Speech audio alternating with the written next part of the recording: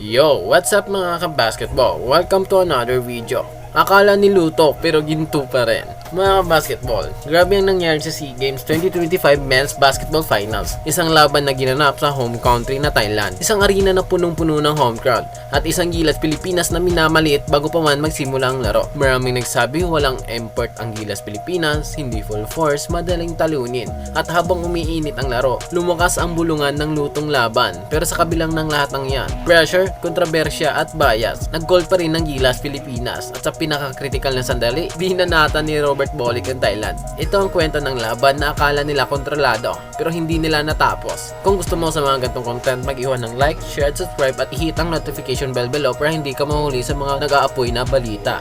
Simulan na natin. Dihado sa papel. Finals ng men's basketball sa SEA Games 2025 na ginanap sa Thailand. Ibig sabihin, host country, home crowd, familiar sa venue at mas komportable ang sitwasyon. Samantalang Gilas Pilipinas, first walang naturalized player dyan. Kalawa dyan, hindi ang pinaka-star-studded lineup ang pinadala nila sa Thailand. Pangtatlo dyan, may mga nagsasabing experimental roster lang daw ito. Bago pa man tumunog ang opening tip-off, ramdam mo na agad ang tono. Thailand ang paborito, Pilipinas naman ang underdog. At ang yabang ng host team, kitang-kita. Parang sinasabi nila, sa bahay namin to, hindi kayo mananalo dito. Pero dito palang nagkamali sila ng basa sa Gilas Pilipinas. Unang hati ng laro, lamang ang Thailand, maingay talaga ang arena.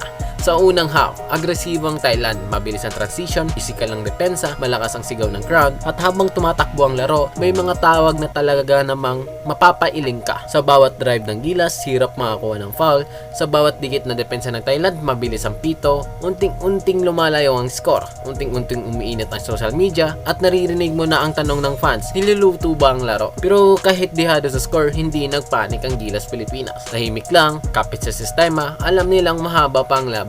Comeback mode, puso at disiplina pa rin ang dala ng Gilas Pilipinas. Pagdating ng second half, ibang Gilas na ang lumabas. Hindi na nagmamadali, hindi na nakipagsabay sa emotion, basketball IQ na ang labanan.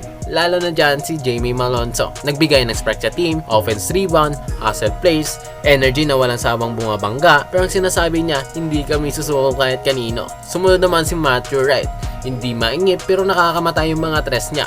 Mga tira niya, sakto sa timing, pinapatay ang momentum, pinatahimik ang crowd. Unting-unting nabuburang lamang, unti-unting nagiging tensyonado ang Thailand, at doon mo nararamdaman kumakabig na ang laban pabor sa Gilas. Crunch time, Robert Bolick time. Ito na talaga ang sandaling do or die, crunch time. Isang maling pasa, isang minadaling tira, pwede nang matapos ang pangarap. Pero dito lumabas ang Robert Bolick na kilala natin. Hindi nagmamadali, hindi nagpapapressure, clutch free throw, tamang decision, leadership sa gitna ng ingay, habang ang Thailand nagmamadali, pilit ng tira, sunod-sunod ang turnover. Dito malinaw na nakita, minamalit nila ang Gilas at sa huli sila ang nagbabayad. Final score, ginto sa kabila ng lahat.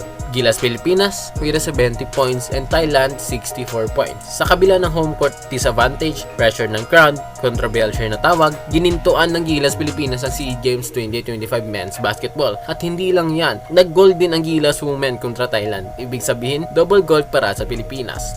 Bakit makasaysay ang panalong ito? Hindi lang ito panalo. Ito ay patunay na kaya ng Pinoy kahit walang imports, sampal sa mga bungabatikos sa Gilas, mensahe sa buong Southeast Asia, basketball ay Pilipinas pa rin. Bakit dihado? Kahit dihado, kahit minamaliit, kahit sinasabing niluluto, puso, sistema at disiplina ang nananalo. Kung proud ka sa Gilas Pilipinas, i-like mo ang video na ito, comment mo kung anong masasabi mo sa laban, at huwag kalimutan mag-subscribe para sa mas marami pang Gilas update. Ito ang tunay na Gilas ng Pilipino, para sa bayan, para sa bandila, Gilas, puso.